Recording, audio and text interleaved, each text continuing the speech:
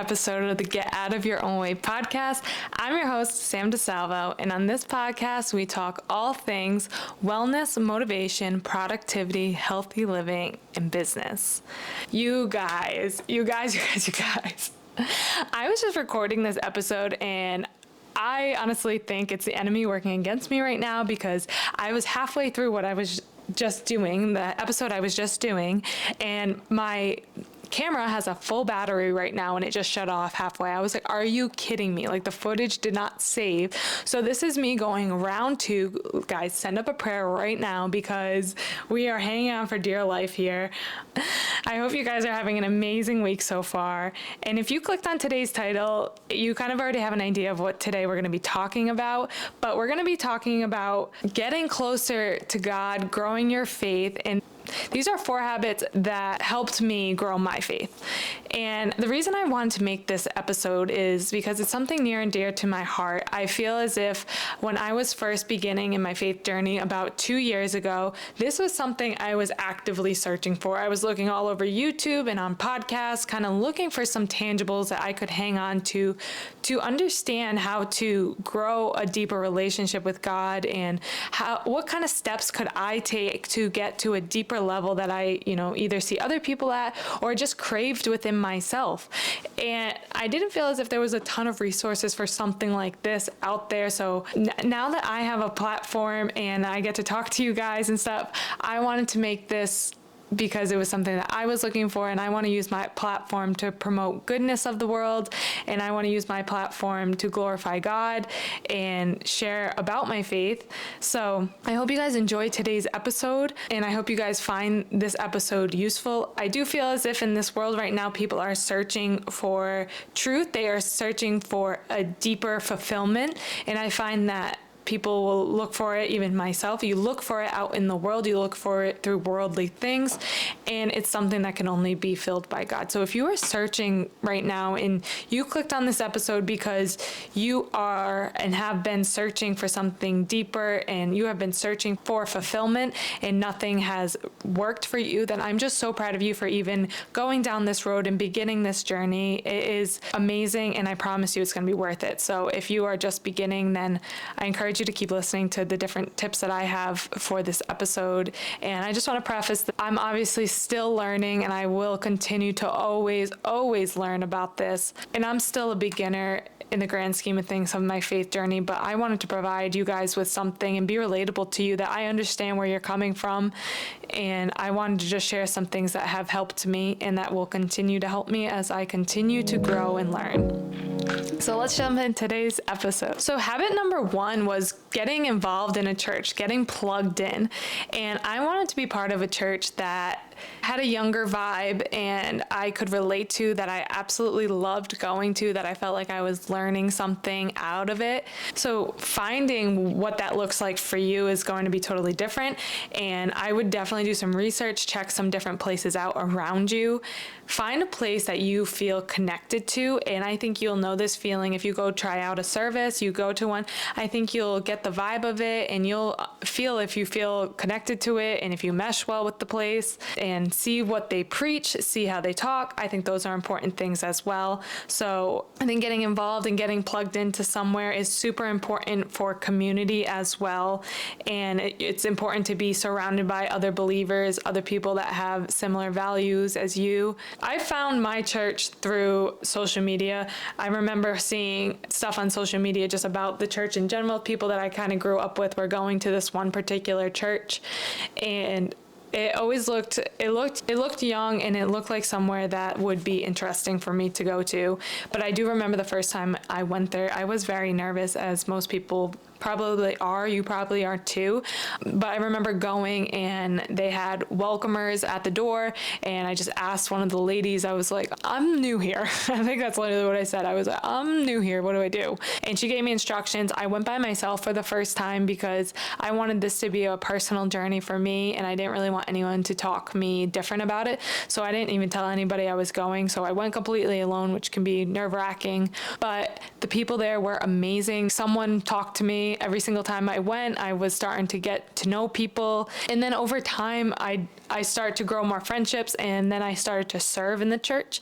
And that just basically means we volunteer and our talents and our skills where is best fit and give back to the church. This helped me get plugged into the church too, because you obviously, when you serve on a team, you start to get to know people even more and you start to cultivate even more friendships. So that was amazing. And then just helping out at different events and going to all the different kinds of services that the church had helped me get a little bit more plugged in and definitely grew my faith even deeper. And obviously attending all the services that I could to just absorb as much information I could at the time.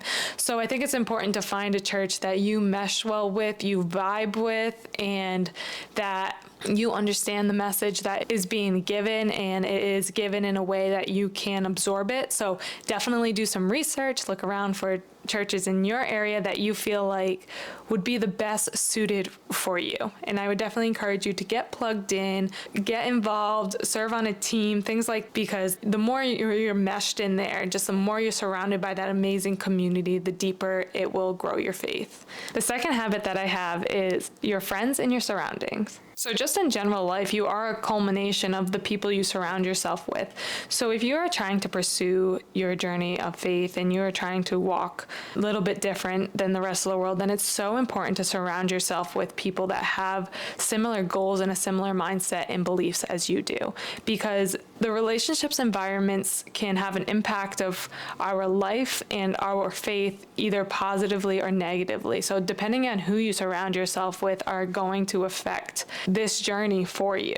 So I would suggest, and what I did like for myself was I actually chose to keep this part private of myself for a while until I was confident and I knew in my heart what I believed. And I cultivated friendships in the church and I got surrounded of communities.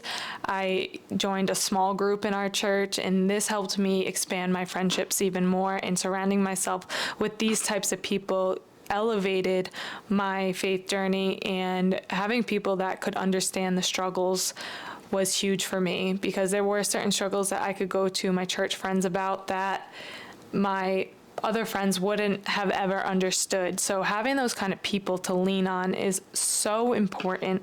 So I really encourage you to get plugged in and get involved into a community, get involved into a small group. And if this isn't something that your church offers, then I know there's a bunch of online things. I will link some down in the description box below if that's something you're looking for. And also, if you are ready to take a step out and you are ready to talk about that, that's amazing. Maybe you could even ask some people on social media if they would be interested in doing a virtual group with you, starting a virtual group with you, or maybe you'll have some people in your area that would be interested in joining a group and starting a group with you.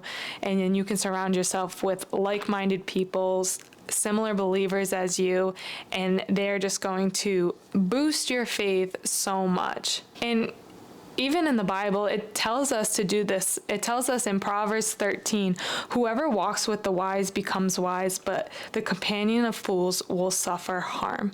So the Bible warns us to surround ourselves with people who are like-minded as us. Later on in Proverbs, it tells us that iron sharpens iron. So we want people that are going to refine us and make us better. We want people that are going to encourage us, pray for us, and even correct us when we're wrong. So we want to surround ourselves with the right kind of people, and I think that will help your journey so much. And you may find that your friendships with other people that may not have similar beliefs as you will change, but you will have cultivated so many good friendships in the church and people that you can lean on, that your friendships from before may be different, but it's okay that you are fulfilled with so many amazing, amazing people around you. So I definitely encourage you to find an amazing community, start a small group, join a small group, and it will impact your faith so much. So we want people that are going to make us better. and I will leave you with that. So the third habit I have for you guys is resources and Bibles. So usually when we start our faith journey, we're like, I want to get a cute Bible and highlighters to go with the Bible. I'm going to look it up on Amazon today. And that's amazing because obviously you want a Bible, it's the living truth, and you want to open it up, and that's amazing, amazing, amazing.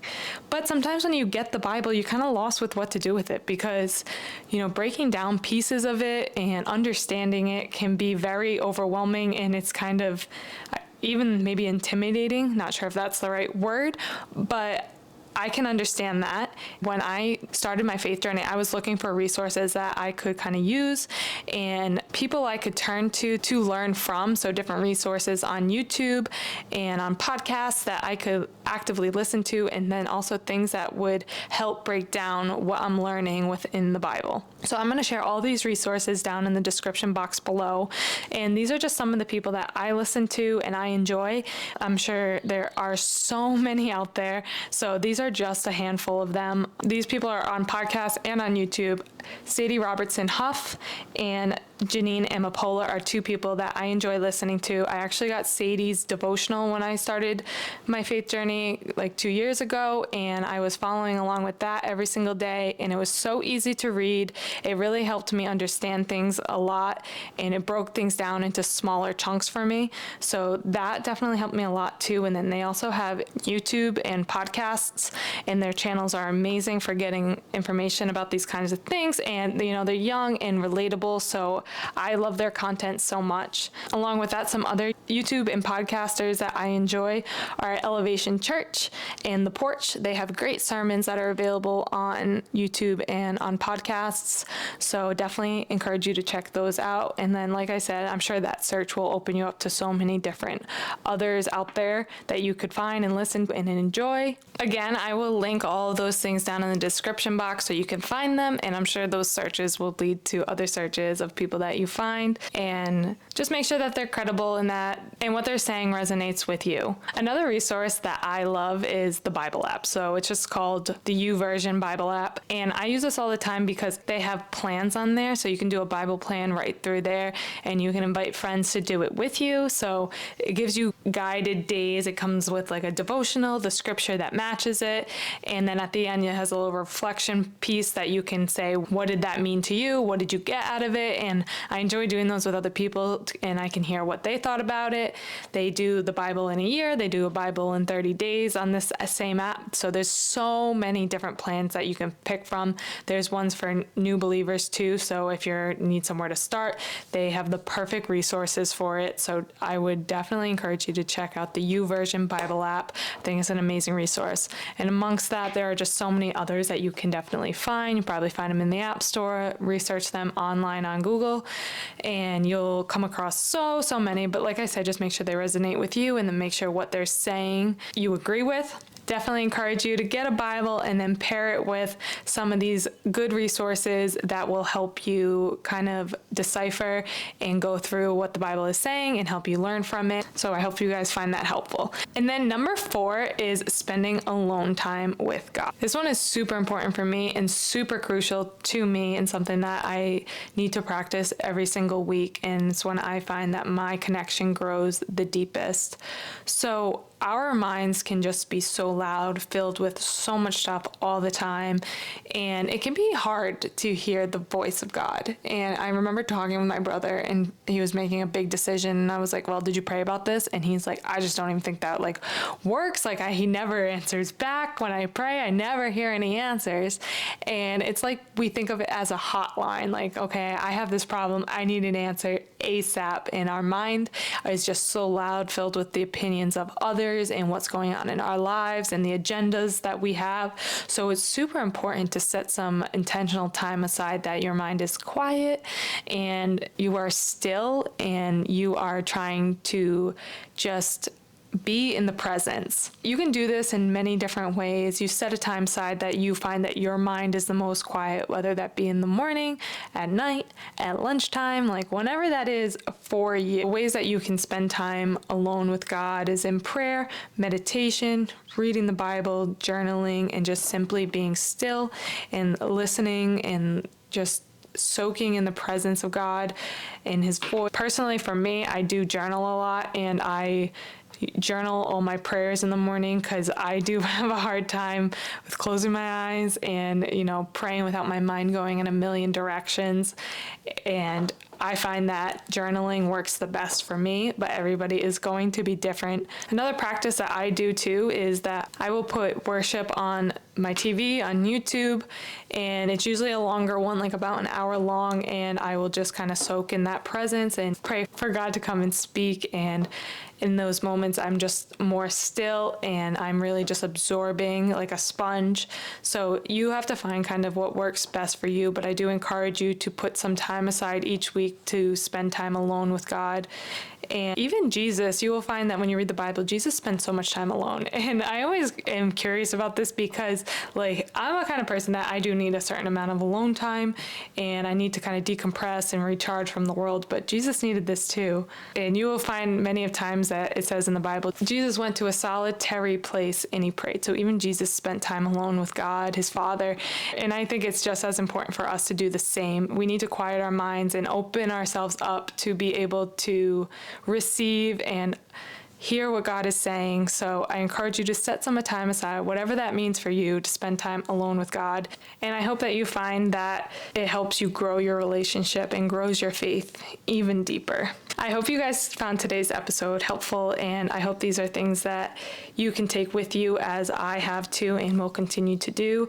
In no shape, way, or form do I want to come across to you guys that I either know it all or I think I know it all about these kinds of topics, because I definitely don't, and I will always continue to be on a journey with this, and I will always be learning as well. I just remember when I was first starting out looking for something similar to this, so I wanted to be able to provide you guys with something like this. So if you are just starting out, I encourage you to keep on going, keep pursuing, and that it's a journey and it takes intentional effort and commitment to develop a deeper relationship with him. So just keep working at it, and I hope that these 4 habits have encouraged you and inspired you to grow a deeper relationship. And if you guys want to hear more about these kinds of topics, definitely let me know. If you guys could rate and subscribe this podcast, that would be so amazing.